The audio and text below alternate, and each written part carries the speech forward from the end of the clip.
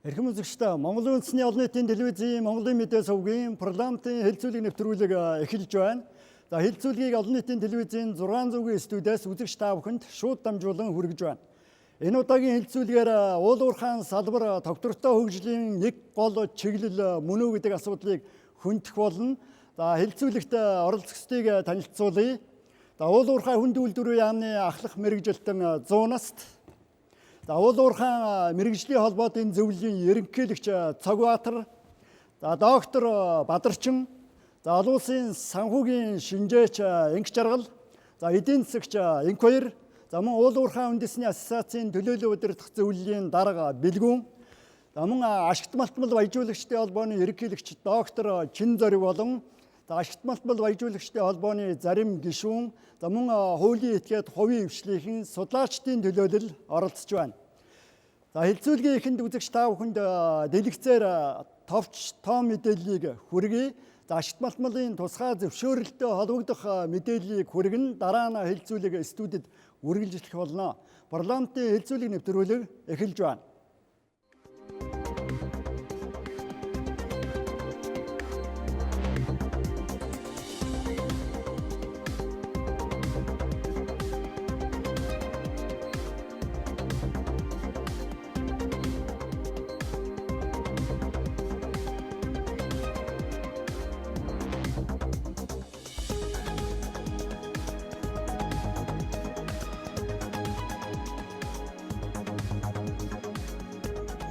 Парламентын хэлэлцүүлэг нэвтрүүлэг студид үргэлжилж байна. Дөнгөж сая үзэгч та бүхэнд уурхайн хүнд үйлдвэрийн яамнаас гаргасан ашигт малтмалын тусгай зөвшөөрөлтөд холбогдох тоо мэдээллийг хүргэлээ. Одоо хэлэлцүүлэгт оролцогч талуудын байр суурийг сонсъё. Тэгэхээр манай улсын хувьд ер нь цаашдаа уурхайн салбар ашигт малтмалын нөөцийн талаас нь авч үзвэл одоо тогтвортой хөгжих, тодорхой хугацаанд бас үйлдвэрлэл олборлолт тогтвортой байх нөхцөл боломж байна уу? Аль эсвэл одоо хязгаарлагдмал зайлшгүй шийдэх шаардлагатай хайгуул геологийн ажлыг идэвхжүүлэх гээд тодорхой зохицуултууд шаардагдж байна уу? За уурхайн яамны төлөөллөөс эхлэе. За эрсдэлгийн салбарт төрөөс эрсдэлгийн салбарт баримтлах бодлогын баримт бичгийг 2014 онд бол батлуулсан байгаа. За энэ эрсдэлгийн бодлогын баримт бичигт бол эдийн засгийн одоо олон эдийн засгийн тэнцвэртэй олон тулгуурт одоо чиглэлээр хөгжүүлэх язгуур эрх шиг одоо ханхад чиглэнэ гэж заасан байна. За энэгээр биднээс бол одоо уурхайн салбараас орж байгаа өгөөжийг аль болох одоо олон толгууртай одоо бусад салбаруудыг хөгжүүлснээр энэ маань өөрөө одоо Монгол улс маань хөгжих гол үндэс юм аа гэж үзэж байгаа. Мөн биднээс бодлого баримт бичигтэй геологийн ажлыг л одоо төрүүлж хөгжүүлэх зорилт тавьсан байна. Энэ одоо юу гэсэн үг вэ гэхээр геологийн салбар маань хөгжснөөр одоо орд бий болох ингэснээрээ уурхайлан олборлох одоо үндэс тавигдах юм. Ийм учраас бид одоо Монгол улсын нутаг дэвсгэрт маань ямар одоо ашигт малтмал байгаа юм, ямар нөөц байгаа юм, энийг төрүүлээд одоо хайгуулаараа одоо судлах хэрэгтэй. Энэ одоо суурийг л биднээс бол бодлогын баримтчдад бол суулгачсан байнамаа. Одоогоор геологийн нөөцийн хувьд ашигт малтмалын одоо нөөц боломж ямар төвшөнд байна гэсэн үг үү? Ер нь ямар төрлийн ашигт малтмал давмгаалж байна? За энэ бол одоо манай улс 2018-д бол улсын хөрөнгөөр геологийн судалгааны зард бол 13.3 тэрбум төгрөгийг төсөөлсөн байгаа.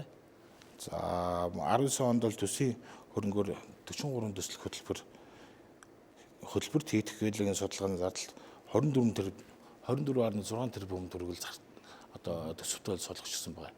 Энэгээр бид салбарын одоо геологийн одоо зураг хайгуулын ажлыг эрхчимтэй хийя. Ингэснээр нөөцөө тогтооё. Одоо энэ дээр тулгуурлаад одоо шаашаа авах арга хэмжээнд авъя гэсэн байна. За ер нь бол манай Монгол улсын нөөцийн улсын нэгдсэн тоо бүртгэлд 63 төрлийн ашигт малтмал ашигт малтмалын 1170 орд 8000 орчим илэрлэл тэмдэглэгдсэн байна. За Цогбаатар ерөнхийлөгч. Ер нь уурхайн салбараа хөгжүүлэхийг бол бид юуны дөрөнд геологи хайгуулын ажиллаа төрүүлүүлж явах хэрэгтэй. Дор хаяж 10-20 жилийн урд явж явах хэрэгтэй л да. Зүгээр манай Монгол орны хувьд бол геологийн судалгаа бол төдийлөөсөө хийгдэг. Ялангуяа Монголын одоо баруун хэсэгт бол гэдэг ер нь зүүн хэсэгт бол гайгүй 50,000-ын зургатаар баг одоо одоо юу яатсан байгаа. Зураг нь гарцсан байж байгаа. Баруун хэсэгт бол энэ ажлыг дахин наривчилж хийх ёстой. Ингэж тухайн орны ашигт малтны орд илрэл бий болсноор уурхайн салбар цаашаа хөгжих ёстой. Гэтэл өнөөдөр манайхан бол яг энэ уурхайн салбарын энэ яг одоо энэ бол юу гэдэг нь дэлхийн зүйд тогтч юм уу дэлхийн улс орнуудын хөгжлийн одоо харахад геологийн салбарт дөрүүлж өгчээд хойноос нь уурхайн явдаг. Гэтэл өнөөдөр манайх геологи хайгуулын ажиллаа хийлэхгүй энийг зогсоогоод байгаа нь бол юу гэхээр зэрэг бас энэ хөгжлийг хойш нь татж байгаа бас нэг том шинжилтэй. Тийм учраас бид энэ геологийн хайгуулгын ажлыг эрчимжүүлж байна. Сая бол манай яамны тодорхой тоо хэллээ. Энэ бол одоо тийм хангалттай тоо биш ээ. Бид бол одоо энэс том одоо тавж өшөө их хэмжээний ажил хийх ёстой. Гэхдээ бол өнөөдрийн улсын төсвийн байдлаас болоод энэ бол хязгаарлагдмал хийгдэж байгаа. Ер нь баялагын нөөцийн хувьд одоо бусад улс оронтой харьцуулахад ямар төвшөнд байдгүй тодорхой үзүүлэлт байна уу?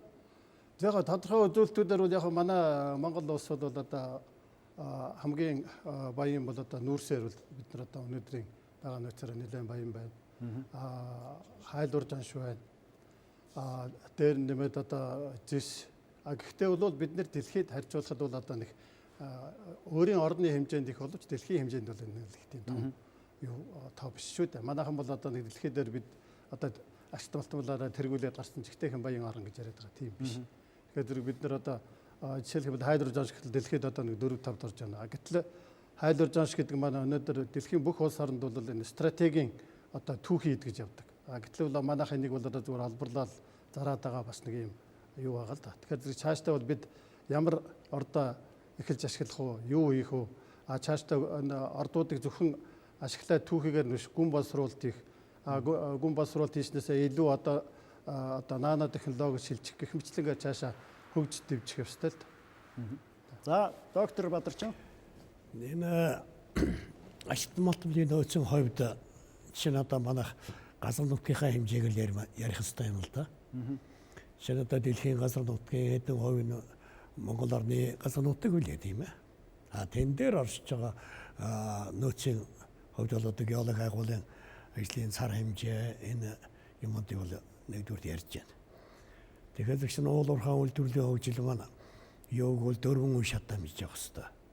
Нэгдүгээрт нь эхлээд хайгуулын ажил, геологи хайгуулын ажил. Дараагаар нь тэр зугалд гарсан тэр тодорхой нөөцөн дээр олборлох үйл ажиллагаа явагдана. Олборлох үйл ажиллагааны дараагаар баяжуулах үйл ажиллагаа явагдана. Тэгээд тэрний дараагаар боловсруулах үйлдвэр. Жишээлбэл одоо өнөөдөр энэ 4 үе шатыг дөрвөлөнгийн хэрэгжүүлээд тэр бол нөөцөөс бол хамаарахгүй. Дөрвөлөнгийн сайн хэрэгжүүлж чадах юм бол өөрөөр хэлбэл гүйцэд ашиглаж чадах юм бол манай улсын одоо дотоодын баялаг жишээ нь одоо тэр нь эдийн засгийн үр ашиг өгөх энэ үзүүлэлт нь их нэмэгддэг. Ийм л учиртай юм байна.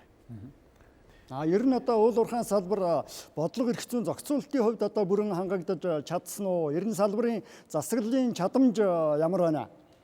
За бас төлөөлөөс эхлэе. За уурхайн салбар Монгол улсын эдийн засгийн хөгжилд бол тодорхой ялангуяа одоо сүүлийн хэдэн жилд бол томоохон одоо хувь нэмрийг оруулж байгаа. Дотоодын нийт бүтээгдэхүүний 3/1-ийг бол уурхай олборлох салбар, эрс баялагын салбараас олж байна. За энэ хэмжээгээрээ бол Монгол улсынхаа хөгжил, татвар, роялти, бусад одоо хэмжээгээрээ хувь нэмэр оруулж байгаа ийм одоо чухал салбарын одоо нэг. Энэ салбарыг одоо хөгжүүлэхэд дид бүтц маш чухал. Эрчим хүч, бусад одоо логистикийн салбаруудыг бол хамттан зохицоор нь одоо хөгжүүлэх ийм чухал шаардлагатай. Хөрөнгө оруулалтыг бас нэмэгдүүлэх. Гэхдээ уурхайн салбарыг хэд их хөгжүүлснээс дэлхийн нийтэд одоо их яригддаг галланд өвчин, байгалийн хараал гэсэн ийм одоо муу дурсамжууд байдаг. Тэгэхээр бид нар уул уурхайгаа хөгжүүлэхдээ бусад салбартайгаа яаж уялдуулж цэгцтэй, зохистой, иргэдтэй, хүндээ ээлтэй, байгаль орчиндөө ээлтэй ийм л одоо уул уурхайн хариуцлагатай бас ил тод ингэж одоо хөгжүүлэх хэрэгтэй.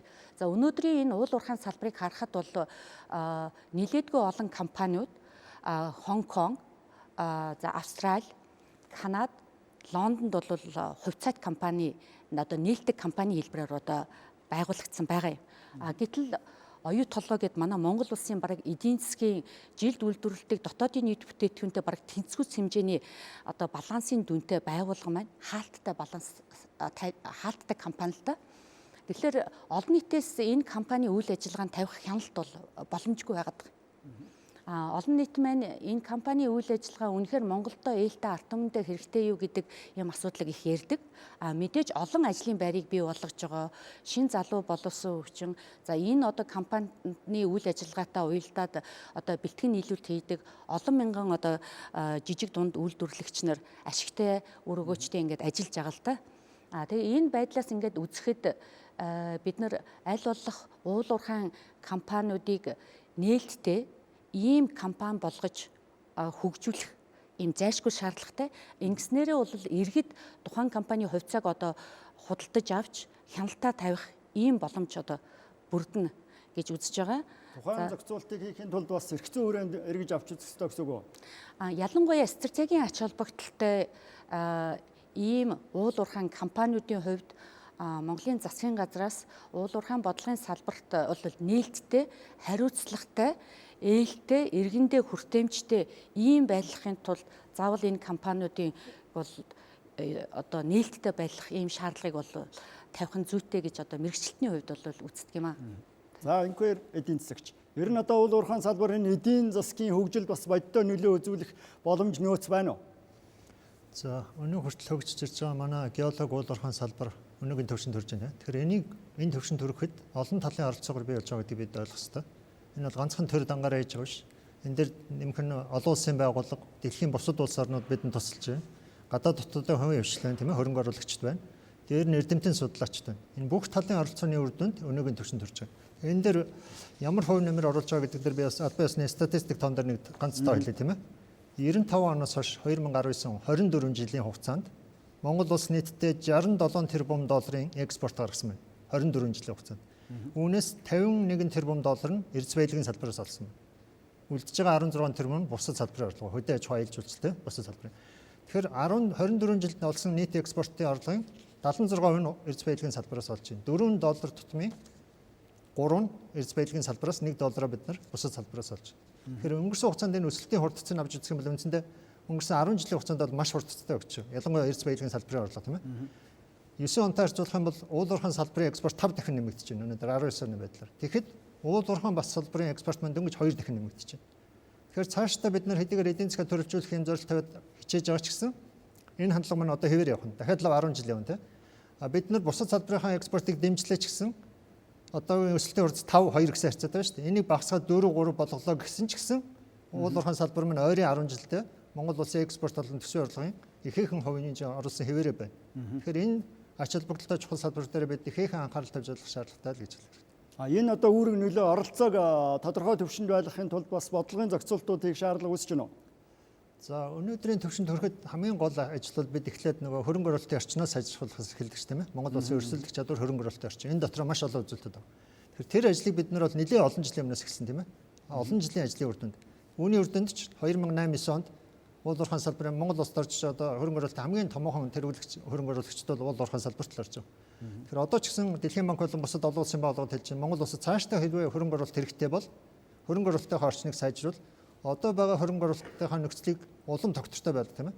Шинээр хөрөнгө оруулагч урахаас илүүтэйгээр одоо байгаа хөрөнгө оруулагчтай тааламжтай нөхцөл олох юм бол тэр хөрөнгө оруулагч нь дараа дараагийн салбартаа улам илүү боломж олгоно гэж. Тэгэхээр энэ одоогийн байгаа хөрөнгө оруулалттай илүү боломж олох тийм ээ. Эдийн засгт илүү гүн үнцгой хувь нэмэр олох энэ чиглэлээр бид нар илүү ажиллах шаардлага байна. За бэлгүү. Манай одоо судлаач зөндөө олон одоо тайлбаруудыг хэллээ. Бид өнөөдөр үүсчихэд байгаа нөхцөл байдал дээр нэг зүйлийг хэлмээр байна. Манай Монгол иргэдийн гэр бүлүүдийн тийм ээ 3-1 нь биш уучлаарай 3-2 нь 3 гэрүүл тутмын 2 нь сардаа орлого нь 1 сая төгрөг хүрэхгүй байна. 1 сая төгрөг хүрэхгүй. Өнөөдөр долларын ханш 2750 хүрсэн. 2012 онд буюу 8 жилийн өмнө 1200 байсан. Тэгэхээр манай Монгол улсын одоо эрдэсийн экспортын салбар томрлоо л гэдэг нь Эрдэнэс 5-7 1 жилийн борлуулалт 1 тэрбум хүрлээ л гэж нь оюутлогоо ил уурхайгаа ашиглаад байна гэдэг. Хангалтгүй байгаад байна. Хангалтгүй байгаад байна. Дотоодынхоо ядуурлыг бууруулах хэмжээнд байхгүй. Энийг цааш нь тэлэх хэрэгтэй гэж бодож байна. Энийг тэлжээж, уул уурхайн салбарыг тэлжээж, энэ чинь эдийн засгийн суурь баазыг бүрдүүлж, энэ дээр суурилсан нөгөө мэдлэгт суурилсан, инновац суурилсан эдийн засаг чинь бий болохгүй. Тэгэхээр бид нар өнөөдөр ямар ч суурьгүй байгаад шүү дээ. Суурийг хадгалаад одоо тогтвортой дэлхийн эдийн засгийн ямар нэгэн хямрал гараад ирэх тэр хямралыг давж туулах чадвартай ийм салбар бол ийм эдийн засгтаа болёо гэдэг бол урт хугацааны бидний зорилт байна. Хоёрдугаарт нь маш чухал асуудал юу вэ гэхээр манай Монгол улс, Монгол компаниуд дэлхийн бусад компаниудтай юугаараа өрсөлдөж байгаа юм бэ? Бидний өрсөлдөх давуу чанар юу юм бэ гэдгийг бид нар тодорхойлмоор. Яа харахгүй манай геополитикийн нөхцөл байдал тийм ээ бид нар бүгд найрамдахтаар тустай ойрхон орчин, зах зээлтийг ойрхон орчин нэгдүгээр асуудал. Хоёрдугаар асуудал Төв Азийн орогоны бүс гэдэг манай Монгол улсын урдуур явдаг том эрдэсийн бүс байна. Энд бол шинээр эрдэсийн орд олдох маш их боломжтой. Тэгэхээр газар нутгийн боломж, байгалийн баялагын боломж, геологийн боломж. Дээрээс нэмээд манай Монгол улс нийт 40 орчим мянган одоо мэрэгжлийн одоо уулын мэрэгчлэнүүд, уул уурхайн салбарын мэрэгчлэнүүд.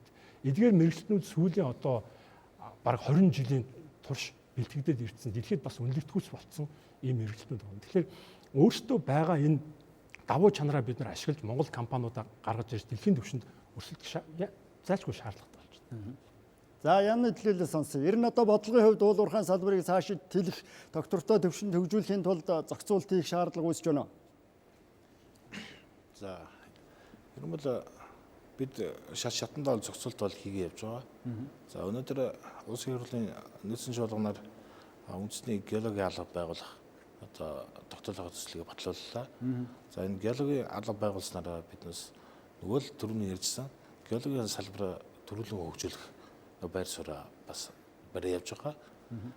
Ирэх зүүн өөр одоо биднес эрдэс соёлын салбарын ил тод байдлын тухай хууль тий аль болох ил тод хариуцлагатай байх ийм зарчимд бол одоо тулгуурлаж цаашаа ирэх зүүн бодлогын баримт бичгүүдэд боловсруулаад явж байгаа.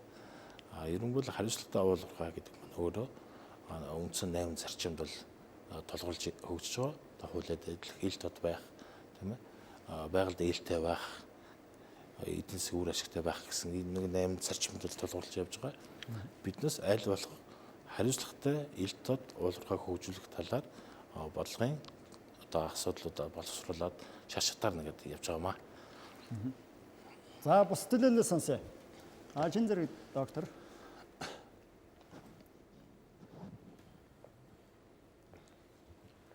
Тэгэхээр та бүхний энэ өрөө мэндийг хүргэе.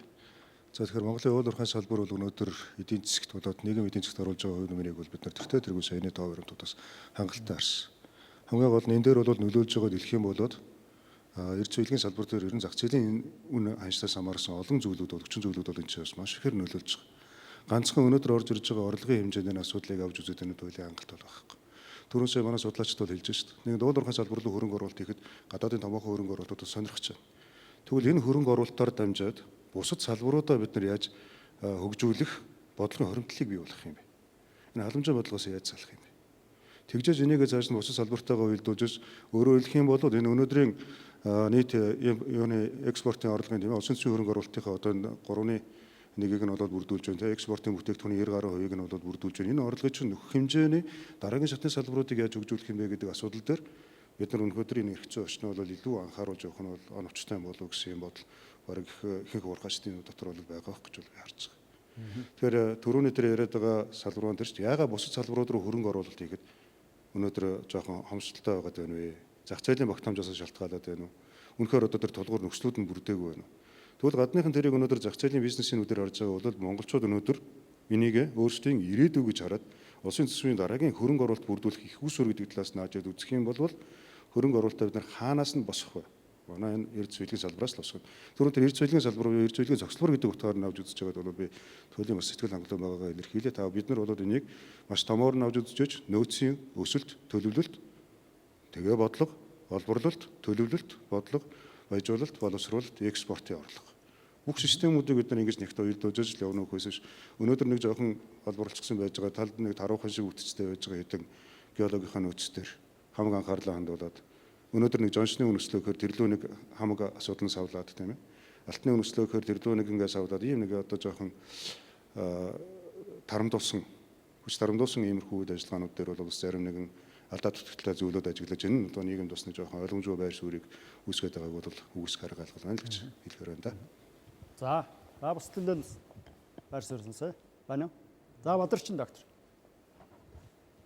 Энэ дээр зүгээр бидний одоо олон жил ажилласан туршлагын хувьд нэг сайн юм хэлэхэд ямар ч одоо уурхайн үйлдвэрлэл олборлолтын үйл ажиллагаа явуулж байгаа энэ нөхцөл бол бид нөөцийн асуудлыг их тодорхой авч үздэг. Өөрөөр хэлбэл бага орон зайд ариун одоо их хэмжээний нөөцтэй тэрийг одоо маш сайн одоо боловсруулж баяжуулж ялангуяа эцсийн бүтээгдэхүүн үйлдвэрлэж. Жишээлбэл одоо өнөөдөр юуны дэлхийн зах зээлийн одоо үн чинь одоо зэсийн үн нэг 6,000 хэдэн зуутай нэг 7,000 орчимтай ингээ байж хахад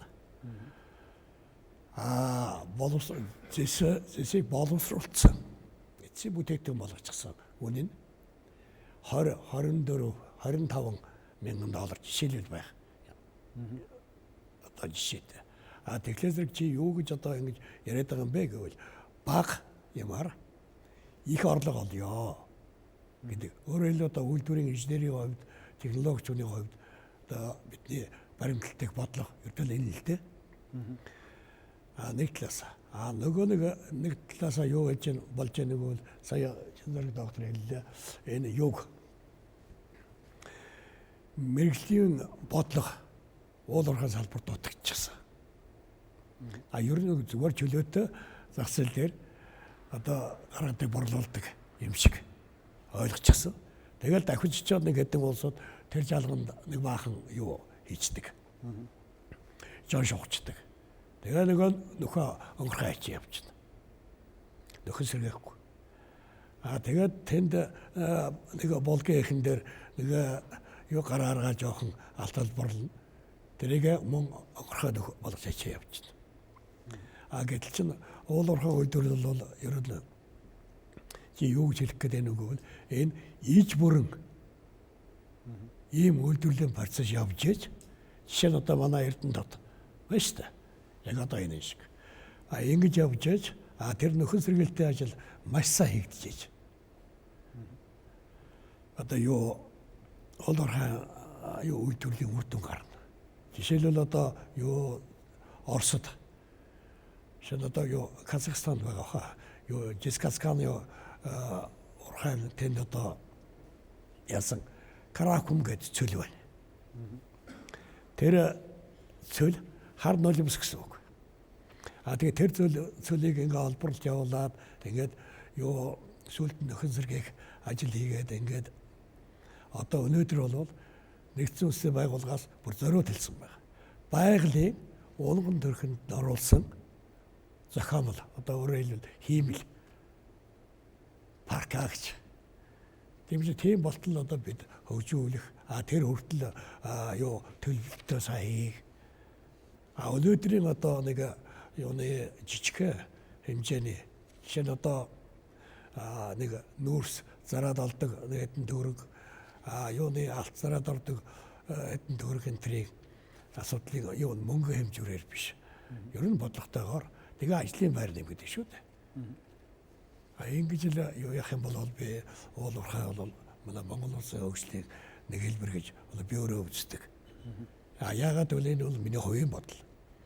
Учир нь юу бол манай улсад Эрдэнэтийн уулын үйлдвэр байгуулагчаас эхлээл манай улсын эдийн засаг үнэхээр одоо аж үйлдвэрлэлийн орн шиг хөгжсөн. Энэ үний анхны одоо инженеруудын хувьд анхны ажилтны хувьд би бол одоо энэ нүдэрээ харсан хүний хувьд одоо гэл ингэж л ойлгодог.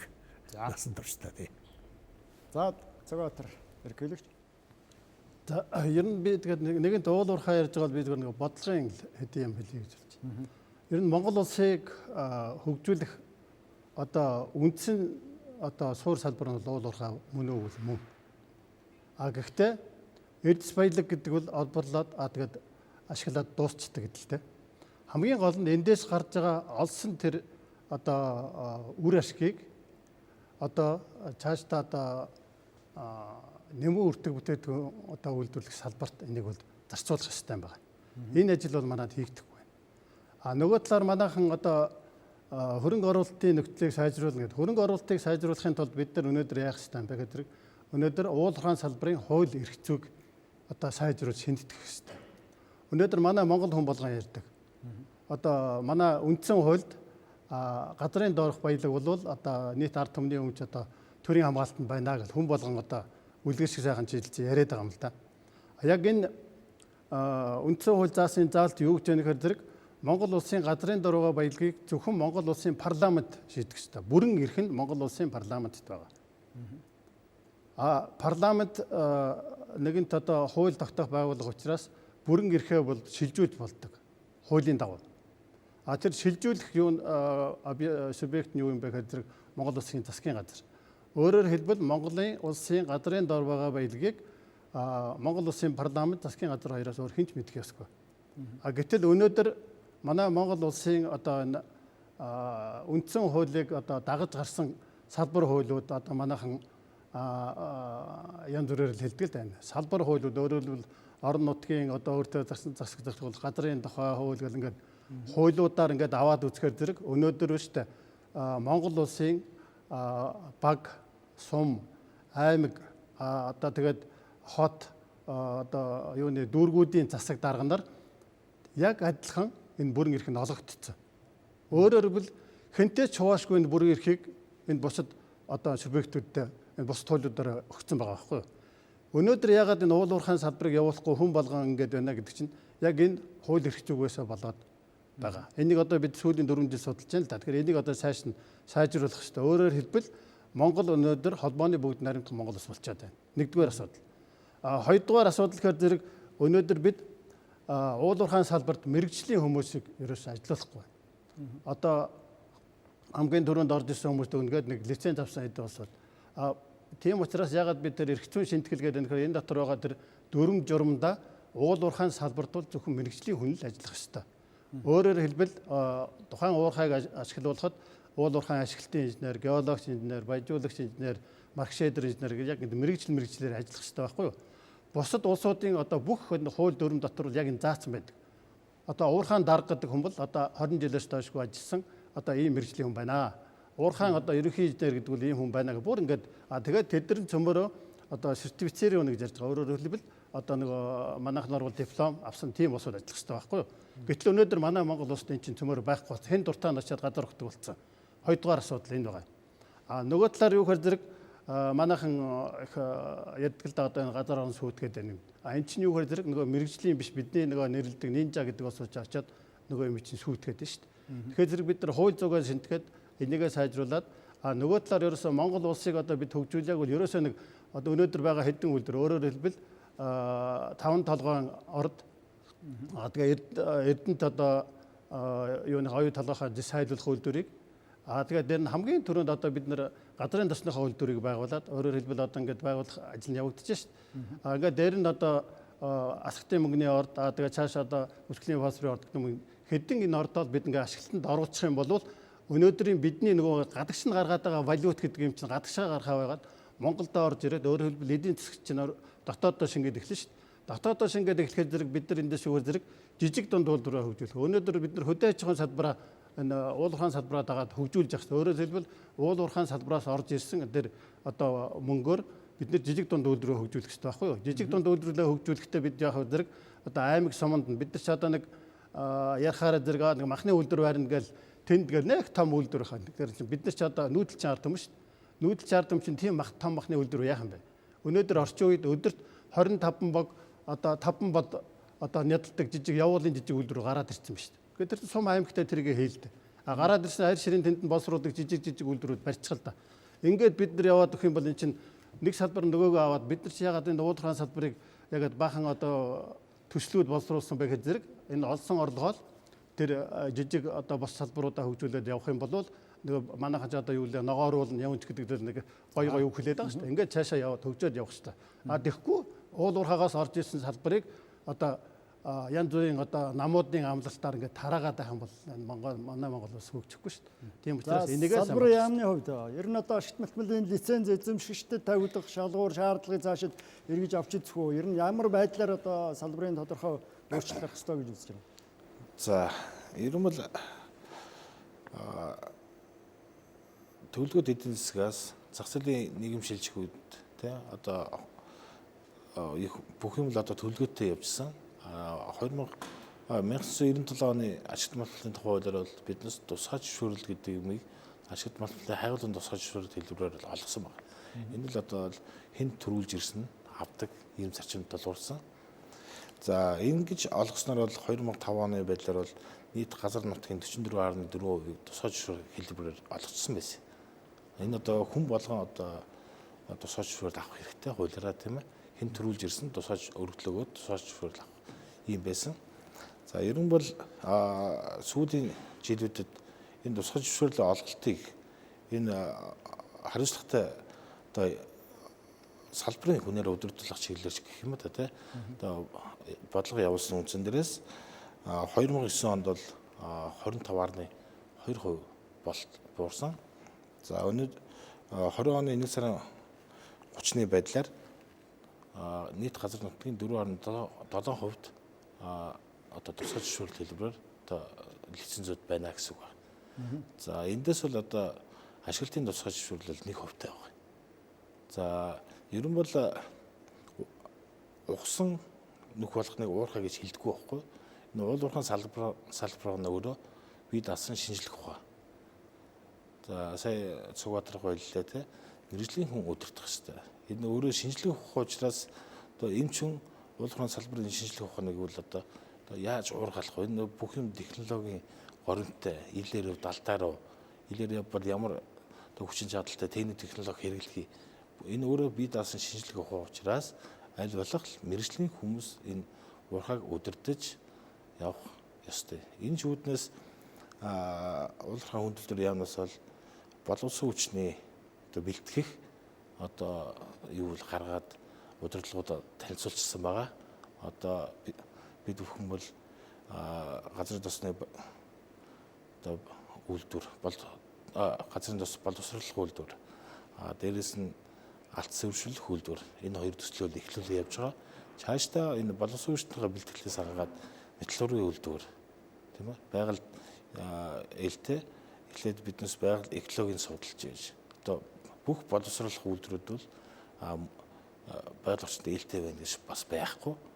Тэрийг судалж яаж аль болох экологид нийцсэн өндөр үр ашиг өгөх үйлдвэрүүдийг цааш нь хөгжүүлээ явах ийм бодлоготой. Ер нь бодлогын хувьд бол цаашид томоохон цөөн тооны ордыг ашиглах ёстой гэсэн байр суурьнаас хандж байна уу? Аль эсвэл том жижиг алж төвчний уурхаанууд байх ёстой юм уу? Одоо би түрүүнд хэлсэн л дээ. Бидэд бол аль болох энэ Монгол улсынхаа газар нутгийг одоо тэр зураглалаар нь тэг бүрхэх ёстой. Нэгдүгээр хаана юу вэ гэдгийг мэдэх ёстой. Тэрэндээ тулгуурлаад одоо манай энэ байгууллагч үндэсний геологийн алба бол сэдвчилсэн хайгуул хийх ёстой.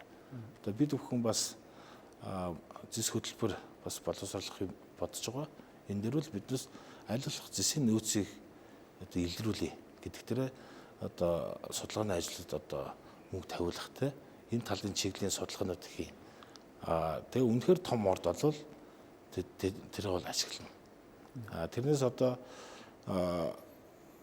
мэргэжлийн бус хүн уурхаалаад тий одоо ухс нөх гаргачаад тэгээ ашиг олсон ч байхгүй. Байгаль орчинд ингээд сөрөг нөлөө үзүүлээд байж байгааг биднээс юу хаах бодлого байна. Тэгээ одоо энэ бичлэг уурхаачд байна тий мэргэжлийн бус улсуудын одоо олборлж байгаа тэр ямар ч ашиггүй тэр сөрөг нөлөөлөл үзүүлж байгааг харж юун дээр л биднээс хаах бодлого байна. Тэгээд нөхөн сөрөлтөнд хийх хэрэгтэй. За бас залуураа сонсъё. Ер нь төлөөллүүдийн байр суурийг сонсъё. Ер нь уул уурхайн салбарын эдийн засгийн өр өгөөжийг цаашид дээшлүүлэх бодиттой өр ашгийг өндөр түвшинд хүргэх боломж гарч идэл байна уу? Ер нь одоо ямар хязгаарлалт бодлогын зохицуултууд байх ёстой гэсэн үг үү? За уул уурхайн салбарын түрүүн бид Монгол улстай ард иргэдтэй үзүүлж байгаа ач холбогдлын тухай ярьсан. Гэхдээ бас уурхайн салбар бас байгальтай ээлгүй байх талтай учраас бодлогын шийдлүүд байх ёстой гэдгийг сая бид ярьлаа. Гэхдээ уурхайн салбар маань бүтээгдэхүүнийхээ үнээс шалтгаалаад, дэлхийн зах зээлийнхээ үнээс шалтгаалаад их эрсдэлтэй дээшээ доошоо хэлбэлцэж яадаг. Ийм учраас эрдэс баялаг уурхайн компаниудын эрсдлийн удирдлагыг зохицуулах, хянах, удирдах асуудал үнэхээр чухлаар бол тавигдж байгаа. Сая манай эрдэмтэд бол хэлж гин мэрэгсэн байх ёстой. Шинжлэх ухаанч байдлаар одоо энэ байгалийн баялагтай хандах энэ асуудлыг хөндөж ярьлаа. Тэгээ энэ хүрээнд бол эрсдлийн удирдлага ялангуяа энэ үнийн өсөлтийн солоод гинт одоо бид нар эдийн засаг маань 17-14% өсчихсэн. За тэр үед бол байгалийн баялагынхаа энэ үр өгөөжөөс бид нар сан байгуулах, баялагын сан ирээдүйн хойчтой хэрэг болох хүнд цаг үсгэд энэ байгалийн баялагынхаа сангаас хүртэж ирээдүйдээ бас хадгалж арвижуулж идэг ийм бодлого бол зайлшгүй хэрэгтэй байгаа. Тэгээд түрүүн бол хэллээ улс төрчид бол тараагаад өчөөд ингээд нөгөө арвижуулах асуудлыг хийхгүй байна. За бусад орнууд ялангуяа Норвеги, Канада ингээ бусад орнуудыг ингээ харахад баялагын сангаа бол хараат бус байдлаар байгуулад түүнийгээ бол арвижуулсан байгаа. Арвижуулна гэдэг нь болохоор зохистойгоор үржүүлж баялаг болж байгаа. Өөрөөр хэлбэл газрын доорх баялаг маань бол шавагддаг гэж түрүүн хэлсэн. Тэгээ шавагддаг баялагаа газрын дээрээ гараад Эрдэнэсийн баялагын сан болгож үржүүлж хөгжүүлэх энэ бодлогыг одоо зохистойгоор хийхгүй болвол бид нар урд хормоогоо хойд хормоогоор нөхсөн хിവэрэл байгаад байгаа. Тэгээд сая нэг үндсэн хуульд маань энэ баялагын сангаас ард иргэдийн маань хүртэх өгөөжийн тухай бол баталгаажуулж өсгсөн үнэхээр юм бол сайшаалтай. Тэгээд Эрдэнэс Монголыг баялагын сан болгож өөрчлөн хөгжүүлэх энэ талаар засгийн газар Эрдэнэс Монголынхан бол ажиллаж байгаа юм байна. За энд бид юуг харах ёстой гэхлээр үнийн хээжин, санхүүгийн хэрэгслүүдийг бас ашиглах ёстой. За уурхайн салбар бусад одоо салбаруудтай харьцуулахад эрсдлийн хувьд харьцангуй өндөр байдаг. За хамгийн том эрсдэл мэдээж аюулгүй ажиллагааны одоо байдал нэгдүгээрт. За зах зээлийн эрсдэл гэдээ би үнийн эрсдлийн тухай түрүүн бол ярьсан. За өндөр үнийн хойноос хөөцөлтгөө бид нар тогтвортой хөгжлийг бий болгох уу гэдэг хамгийн их чухал асуудал байгаа. Тэгэхээр жишээлбэл Чили улс зэсийнхаа хувьд хээжингийн аргыг хэрэгэлсэн. За ингэж хэрэглэснээрээ зэсийн үн огцом унахад нөгөө тогтвортой үнээр хээжингийн гэрээ хийсэн учраас төсөвтөх нөгөө орох орлого огцом алга болохгүй нөгөө нийгэмд амлсан төлөх ёстой төлбөрүүдийг хугацаа хэтрүүлэхгүйгээр ингээд төлж чаддаг ийм зөв зохистой тогтолцоог л одоо хөгжүүлмээр байгаа юм.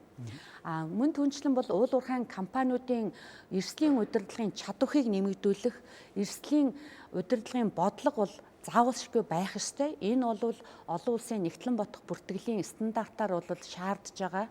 Тэгээ энэ ажил маань манай энэ салбарт нэлээд хоцрогдонгүй чадах нь бол тийм сайн биш гэсэн би юм одоо бодолтой байдаг. За энэ чиглэлээр бол салбарын бодлогын бичиг баримт цаашдын чадхыг нэмэгдүүлэхэд боловсролын систем нэлээд анхааруулжтэй.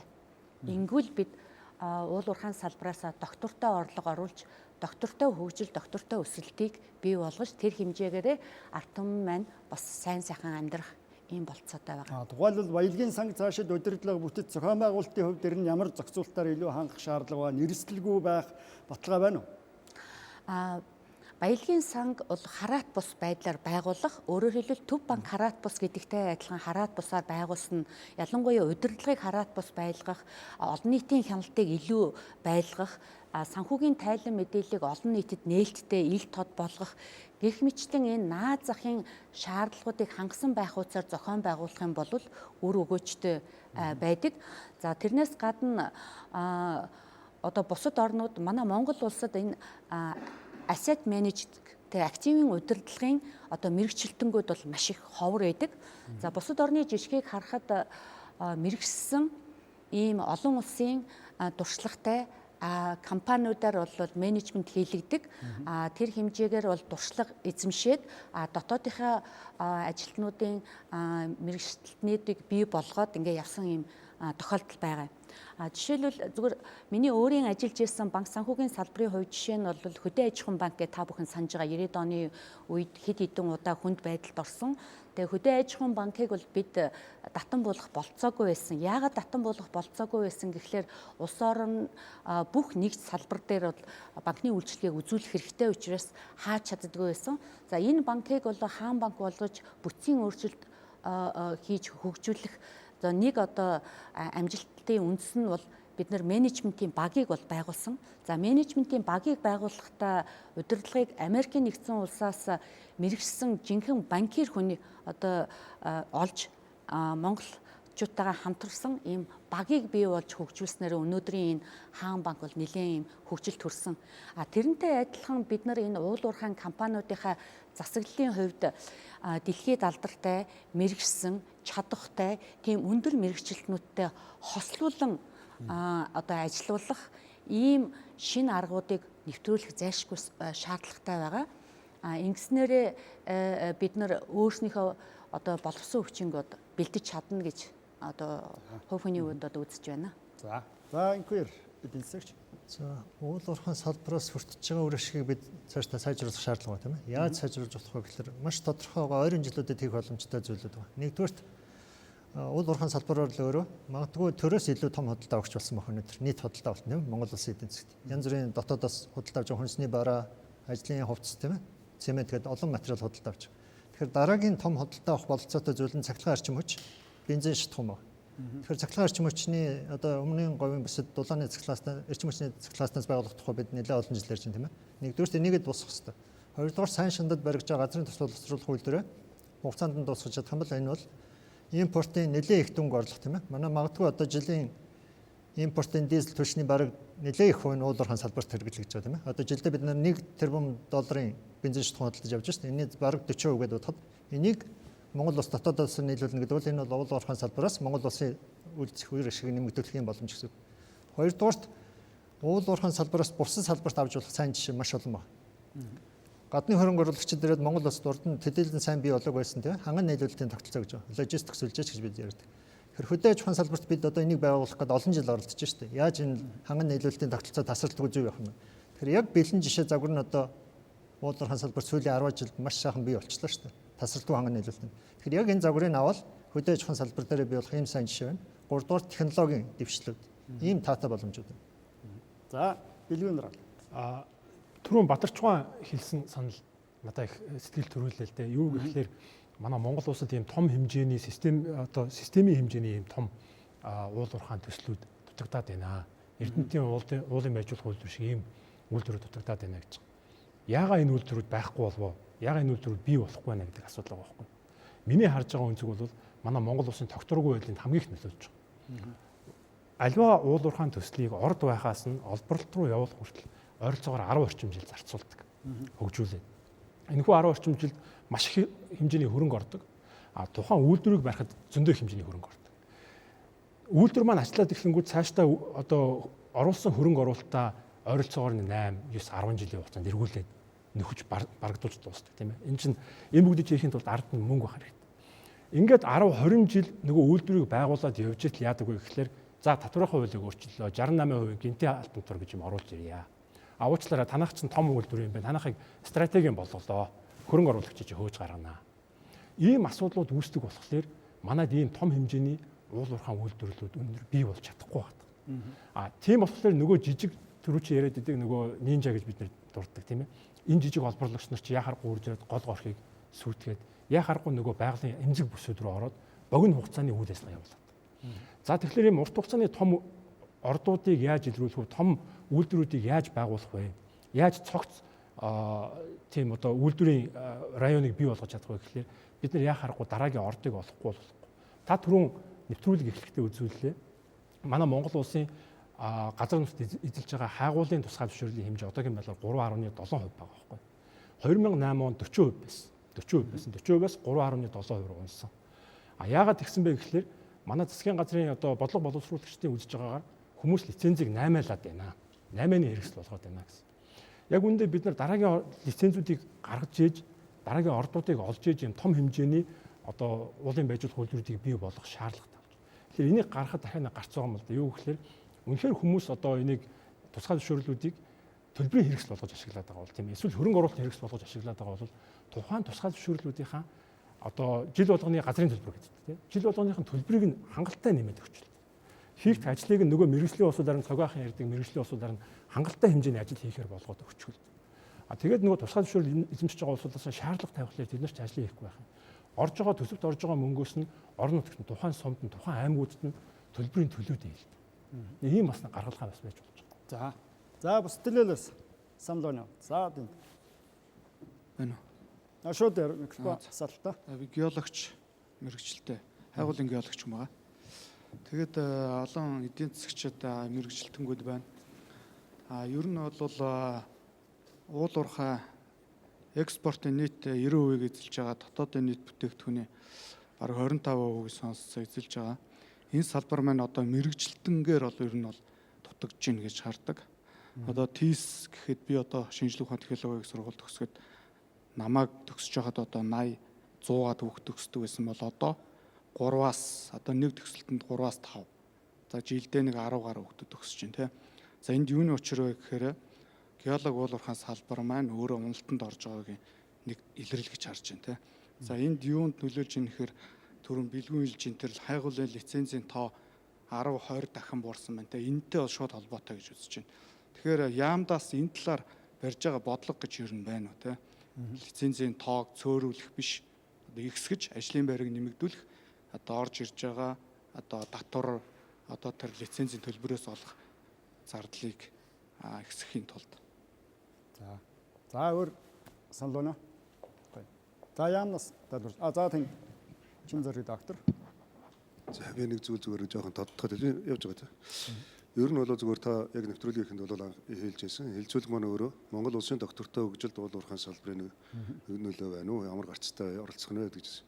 Тогтвортой хөгжил гэдгийг бол дэлхийн өөрөө тогтоохдоо тухайн улс үндэстэн өөрсдийн хэвж шинж загвар тохирсон хөгжлийн загварыг бий болгоно л гэл ингээд ерөнхийд нь томхоглосон шүү дээ. Тэгээ энэний дагуу бол хөгжин. Тийм болохоор зэрэг бид нар энэхүү асуудлууд дээр бол яг хөөр өөрсдийн дотоодын нөөц бололцооноос илүүтэйгээр бас ингээд өөрсдөө цаашаа тулгуурлаж өгөх язгуур ус үндэсүүд маань юу юм бэ гэдгийг нэлээд сайн гаргаж ирж тэднийхээ хөрөнгийн их усөрийг хөгжүүлэх тал дээр л төлхөн анхаарах нь хамгийн чухал асуудал болж зарагдаад. Тэгэхээр энэ дөрөв бол чигсэн бодлогод гэхээр бусад салбарууд тэртээ тэргүү татагдж орох бусад салбарыг дэмжснээр хамгийн гол нь ажлын байрны асуудлууд өнчө тэлэх тэлснээр бол цаашаа худалдаа авах чадвартай холбоотой бусад зүйлүүд нь уялдаад явах юм нөхцөл байдлууд бол үүснэ. Томоохон ордуудыг төсгөлсөн хотууд бол асар их байна. Яг дэлхийд дээр аваад үзэхээр зэрэг өнөөдөр дандаа оюуны өмчөөрөө хөгжөөд байгаа юм шиг л юм яриад байдаг. Гэтэл бол нэг жоохон нэг 2-3 мянган жилийн цаанаас л ингээл анхаарал хараад үзэхээр чинь зэрэг бүгд л эрдэс соёлын салбар дээр л толгоорсон. Одоо ч гэсэн эрдэс соёлын салбараа ерөнхийдөө дуусгах ч гэсэн нэлээд шахагдсан чанартай орцсон байж байгаа улсууд нь байгалийн бусад түүхийд рүү орцсон л байж байгаа шүү дээ. Бусад түүхийд. Тэгэхээр энэний чинь цаана дахиад баахан том асуудлууд бол үүснэ. Гэтэл яг энэ цаг мөчтөр бид нар уулуурхайн салбар нь бол харьцангуй залуу байгаа. 1995 оноос хойш ихэд баг буруутахгүй. Тэрний өмнө бол бид нар ч одоо нэг 100 жилийнхаа ойгол тэмдэглэхгүй явж байгаа налахын дүрсний урханаас хойш ингээд аваад үзэх юм бол энэ харьцангуй залуу салбар. Энэ хугацаанд бол бид нар тэр дэлхийн дээр туулах ёстой байсан зүйлүүдийг туулахдаа нэг жоохон алдаа бол гаргасан зүйлүүд бол нэлээд байгаа байх. Тэгэхээр эдгээрийг бол анзаараад бид нар уулуурхайн салбарын тогтвортой хөгжил, эрдэс соёлын салбарын тийм ээ тогтвортой хөгжил гэдэг энэхүү бодлогынхаа асуудал дээр төлхөн анхаарах нь чухал болж байгаа юм. Тэгээ бодлого гэдэг маань өөрөө бодлого боддог арга зүйтэй, гардаг хариутай байх хэрэгтэй гэдгийг л би одоо өргөж хэлээд байгаа байхгүй. Түүнээс бол бодлогын өгүүлбэрээ зохиочдөг, хариу нүг гарах юм байж төр бүгд. Ямар зорилго тавьж тэр бодлогыг гаргаж ирсэн юм бэ бас байхгүй. Иймэрхүү асуудлуудыг бол бид нар бас нэлээд тийм олон талаас нь хараад энэ судлаачдынхаа ярьж байгаа, хийж бүтээсэн байгаа зүйлүүдээр гарч ирэхтэй. Тэгээ энэний цаана болохоор тэр шинжлэх ухаан гэдэг ихээр зэрэг нэлээд бүрхэгдүүлж ойлгоод байдаг л да. Эрдэс соёлын салбарыг яагаад 10 жилийн дараа тэр нэг орд цөөр эргэлтэнд орох гэдэг юм бэхээр энэ хугацааны судалгаанууд ордыг эргэлтэнд оруулах. Чилд байсан зэсийн орд 5 жилийн дотор үйлдвэр болоод явж гисэн гэж үзээд Монголд байгаа зэсийн ордыг тэгж үзнэ гэвэл тэрэн шиг бодлоо юм байна. Ордын тогтцоосоо ахуулаад тэрийн дагуулж байгаа эрдэс соёлынхаа найрлагаас ахуулаад шал өөр байдаг. Өөрөөр хэлэх юм бол одоо монголчин хэдэн зуун жилээр малчин орд юм. Буурай сэлгэхдээ урьдчилж очиж газар үздэг тийм заншил тэртээ тэргүй одоо дархлагдсан байна. Яг үүнтэй адилхан аливаа нэг ордыг болоод бусад төр төсвийн эргэлтэнд орох төр томоохон төслүүдийг хэрэгжүүлэхийн тулд өмнө нь бол эрсдлийг их хэмжээгээр бууруулах төр шинжлэх ухааны судалгаа шинжилгээний ажлуудыг бол маш өндөр түвшинд бол хийж тэрний ихтгэл үнэмшил дээр оруулах юм бол энэ хэмжээгээр энэ саяны үйл ойлголцлууд болоод энэ цаашдаа зүгээр энэ магадгүй зүгээр бид нар энэ хэмжээнд ярьж суух биш одоо яах вэ? Одоо хаашаа хөгжих вэ? Юу руугаа хөрөнгө оруулалт хийх вэ гэдэг энэ хэлэлцүүлэг рүү шилжих байх л гэж анзаарч байна. Баярлалаа. Эрхэм үзэгчдээ парламентын хэлэлцүүлэг нэвтрүүлэг үргэлжилж байна. За энэ удаагийн нэвтрүүлгээр уурхайн салбар тогтвортой хөгжлийн нэг гол тулгуур мөн үү гэдэг асуудлыг хөндөж нийгмийн холбогдох зарим төлөөллийн байр суурийг хүргэж байна. За хэлэлцүүлэгт салбарын яам, мэрэгжлийн зарим холбоод мөн хуульч, судлаачид, төрийн бус байгууллагуудын төлөөлөл, эдийн засгийн төлөөлөл оролцож байна. Одоо зарим тоо мэдээллийг үзэгч та бүхэнд хүргэе. Парламентын хэлэлцүүлэг нэвтрүүлэг үргэлжилж байна.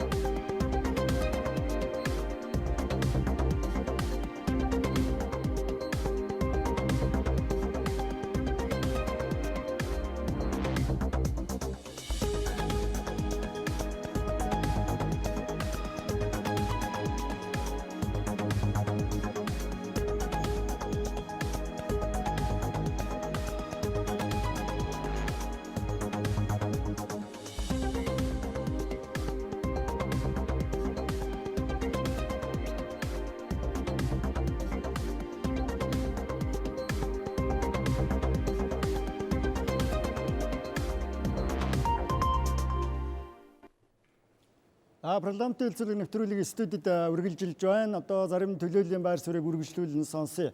Ер нь уурхайн салбараас цаашид одоо байгаль орчинд үзүүлэх сөрөг нөлөөллийг одоо бууруулах, хязгаарлах бодит боломж гарч шийдэл байна уу? Энэ асуудлаар бас тавч тайлбар сонсоод нэвтрүүлгийн цаг бас дуусах гэж байна. За яамны хувьд ямар тодорхой чиглэлээр? За түрүүний хэлснээр бол хариуцлагатай уурхайн зарчим маань 8 зарчим гэж байгаа тийм. Энд бол байгаль нэгдэх зарчим нь бол байгальд ээлтэй техник технологи хэрэглэх нэгдэх том зарчим бол.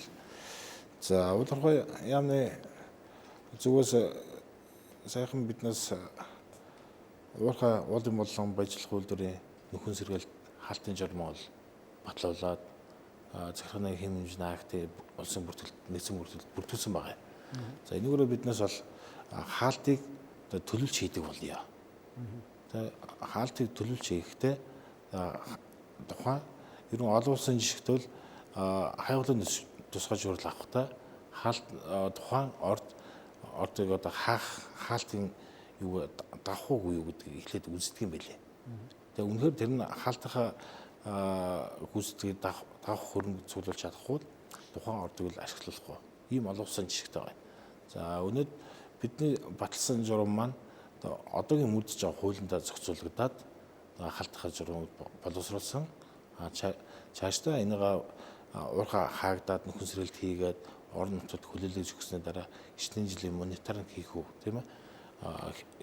Хяналт ажиллагаа зардлуудыг хичнээн тусахгүй гэдэг энэ одоо зардлуудын хэмжээл биднээс одоо тусгай аргачлалаар бол одоо тооцож явж байгаа. Одоогор тодорхой уурхай ярбадтай хэрэгжиж эхэлсэн үү? Энэ сайхан биднээс бол батлуулаад 2 сар болоо явж байна. Одоо уурхай хаагдах уурхай хаалтын менежментийн төлөвлөгөөг бол аж ахуйн нэгжүүд бол боловсруулаад бол өгөөд эхэлчихсэн байгаа. Одоо 2 жилийн өмнө л Бараг компани бол хаалтын менежментийн төлөвлөгөө гэдэг юм уу хийсэн байсан. Тэрэндээ бол зарцуулах одоо хөрөнгөө одоо бас банкнд бас барьшилсан ийм үднэтэй байсан. Тэгэхэд бол биднээс бол энэ эргэцэн орчин байхгүй учраас хаалтын менежментийн төлөвлөгөөг бол одоо хянаж чадаагүй. Одоо биднээс энэ журмаар бол хаалтын менежментийн төлөвлөгөөг л одоо хяндаг үздэг юм болчиход байгаа. За Зөвбатар эрхлэгч. За ер нь манай өнөөдөр ингээд монголчуудыг харахад бол энэ манай 3 сая гаруй монголчууд цөмөр уурхайчд болчиход байгаа шүү дээ. Тэгэхээр зэрэг түрүү хүмүүс ярьсан уурхай гэдэг бол нарийн мэрэгчлээ гэж. Өнөөдөр би яг өдөр уулуурхай мэрэгжлийн холбоотой зөвлөлийг төлөөлж байгаа. Гэтэл өнөөдөр Монгол улсын уулуурхай салбарт 28 мэрэгжлийн холбоо байгаа. Тэрний 25 мэрэгжлийн холбоо нэгдээд энэ холбоо байгуулагдсан явж байгаа гэсэн. Тэгэхээр ийм олон мэрэгжлийн хүмүүс орж иж энэ уулуурхай салбар шиг явдаг юм аа. Нөгөө талаар бид нар байгаль орчныг хамгаалах талаар байгаль орчныг шүүдэж байгаа. Үнэхээр мэрэгжлийн хүмүүс ажиллаж байгаа томоохон үйлдвэрүүд өөрөөр та нар мэдж байгаа Эрдэнэ, Чарын гол одоо юу гэдгийг хуучин бол одоо налаа башин одоо урагшаа Багнуур юу гэдгийг одоо шивээ өнөөдөр 5 толгой гэдэг яг мэрэгжлийн хүмүүс ажиллаж байгаа мэрэгжлийн одоо зураг төслийнхээ дагуу явж байгаа уурхаанд дээр үл энэ байгаль орчны тухай асуудал ерөөс яригдахгүй байгаа. Тэр байгаль орчныг богтолоод байгаа юм чинь дандаа тэр мэрэгжлийн бос ажиллаж байгаа хүмүүс ажиллаж байгаа юм дээр байгаа байхгүй юу? Тэгэхээр зэрэг өнөөдөр зүгээр миний одоо зүгээр өөрийн бодлоор гэдэг юм уу бидний одоо яамд тавьж байгаа саналаар бол өнөөдөр юу гэхээр зэрэг байгаль орчныг хамгаалах уулуурхайн салбарын байгаль орчны нөхөн сэргээлт гэдэг асуудлыг өнөөдөр аялал байгаль орчин аялал жуулчлалын яам хариуцж байгаа. Гэтэл тэнд нэг ч уурхайч нэг ч уурхай мэрэгжлийн хүн байхгүй. Өөрөөр хэлбэл уурхайг яаж нөхөн сэргээдэг вэ гэдгийг мэдэхгүй болсоо тэнд өдөртөө сууж шít. Тэгэхээр бид нар бол уул уурхайн техникийн нөхөн сэргээлт гэдэг юмыг хариуцж байгаа яам авах хэрэгтэй. Байгаль орчны яам бол зөвхөн одоо тэр байгалийн унган байдал, байгалийн ерөнхий байдал өөрөөр хэлбэл тэнд ямар ургамал ургуулах ёстой, ямар одоо мод тарих ёстой, ямар усах ёстой гэдэг энийг л хариуцаад явж байгаа. Нөгөө талаар манад нэг алдагдаад байгаа юм гэхээр зэрэг уулуурхайн одоо салбарын үйл ажиллагааны аудит гэж юм ерөөсөө хийхгүй байгаа. Өөрөөр хяналт. Хяналт гэдэг юм өнөөдөр мэрэгжлийн хяналтын байгууллага гэдэг нэг цөөхөн хэдэн хүн байдаг. Энэ бол бүх уулуурхайн салбартаа хүрч чадахгүй байна. Өөрөөр хэлбэл энэ уулуурхайн салбар яг техник технологийн дагуу зөв явж гэнэ үү, буруу явж гэнэ үү гэдгийг хянаж явах ёстой тэр системд байхгүй байгаа. Энийг бол одоо яамдаа байгуулах ёстой гэдэг асуудлыг бид тавьж байгаа. Нөгөө нэг хамгийн гол асуудал бол бид нар хяналт тавихаас гадна өнөөдөр бид нар зураг төслийг бол одоо маш өндөр хэмжээнд хийгээд батлуулдаг. Гэтэл тэрийг мөрддөг хүн байхгүй. Өөрөөр хэлбэл өнөөдөр манайх зураг төслийгээд одоо зохиогчийн хяналт гэж юм бол одоо хуучин одоо бидний үед лээс одоо цөмөр байхгүй болсон. Өөрөөр хэлбэл тэр тухайн одоо уулуурхайн зураг төслийг хийсэн компани нь тэрийг эхнээс наваад дуустал нь хянаж явах хэрэгтэй. Яг бидний хийсэн зургаар явж гэнэ үү, явахгүй нь үү? Тэр ажил хийж байгаа уулуурхайн үйлдвэрийн газрууд бол яг зургийн төслөө зураг төслийн дагуу явуулаагүй байх юм бол зураг төслийн байгууллага тэр үйл ажиллагааг зогсоодог. Хэрвээ зураг төслийн байгууллага буруу юм хийгээд тэнд ямар нэгэн дутагдал гарах юм бол тэр дутагдлыг одоо тухайн зураг төслийн байгууллага одоо тэр алдагдлыг нөхдөг ийм систем л одоо дэлхийд даяар үйлчилж шít. Тэгэхээр бид нар ийм системд ороо явчихсан бол өнөөдрийн бидний яриад байгаа байгаль орчин одоо хамгааллыг гэж яриад байгаа юм чинь зүгээр өөрөө засагтааж явчих хэрэгтэй байхгүй та. Тэгэхээр зэрэг бид нар ийм бодлогын чанартай том юм аа хийцгаая. Тэгэхгүй одоо нэг хэдэн одоо юу гэдэг нинжа нарын тарьсан хэрэгээс болж уурхайчдыг ингэч битгий одоо ингэж одоо муу нэрлээч гэж. Өнөөдөр юу гэхээр манай одоо Ахмад уурхайчд Ахмад геологч ярьж бид нар уурхайчд геологч хэлхээс айж байна. Биднийг барьж авч зодчих гээд байна гэж. Юу вэ энэ чинь? Дэлхийн аль ч улс оронд уурхайчдаа хамгийн одоо дээд зэрэгт авч үздэг. Одоо цэргүүдээс илүү авч үздэг шүү дээ. Тэгтэл өнөөдөр манайхан ийм болцсон явж байна гэдэг чинь юу вэ гэдэг. Тэгэхээр бид нар энэ бодлогын юмыг л хийх хэрэгтэй. За баярлалаа. За ингээд нэвтрүүлгийн цаг дуусч байна. Эрхэм үзэгчдээ Монголын үндэсний олон нийтийн телевизийн Монголын мэдээ суваг парламентын хэлэлцүүлэг нэвтрүүлгээ хүргэлээ. За энэ удаагийн нэвтрүүлгээр уулуурхайн салбар тогтвортой хөгжлийн нэг гол чиглэл тулгуур мөн үү гэдэг асуудлыг хөндлөө. За хэлэлцүүлэгт салбарын яам мэрэгжлийн зарим холбоо эрдэмтэд судлаачид хувийн хөгжлийн төлөөлөл оролцлоо. Үзэгч та бүхэнд баярлалаа.